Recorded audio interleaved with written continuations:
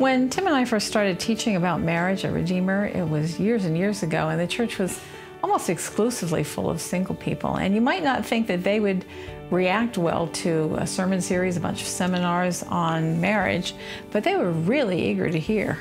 My first concept of marriage was really about self-fulfillment and happiness. And if you were sacrificing, you felt like you were betraying yourself.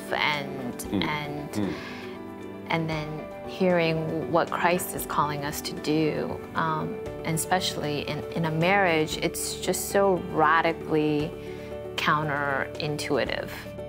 And not only was it both singles and married people that we gave this teaching to, but there were also both Christians and people who didn't believe in Christianity. It was interesting to us that the people who didn't believe found the teaching just as compelling. It was almost a case for the truth of Christianity, as good as anything else we could have given. You know, I'm not Christian, and on the one hand, I feel like Tara and I would answer the three topics that you touched on very, very similarly, and I can see how that's reflected in our marriage. But what do you feel, and what do you two feel makes Christian vows unique? The goal of my singleness and the goal of our marriage wasn't just to find a path away from the thorns and thistles.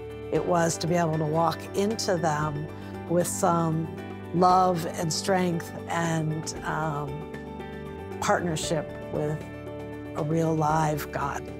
So when the Zondervan curriculum was put together, we were in discussions with both Christians and non-Christians. Kathy and I were present with people who were both singles and married people.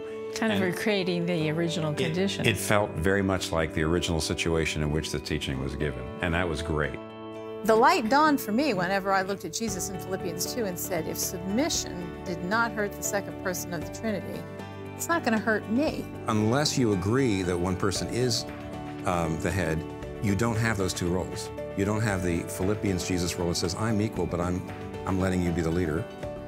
And you don't have the Ephesians 5 Jesus role, which is to say, even though I'm the leader, I can never use this to dominate, I can only serve.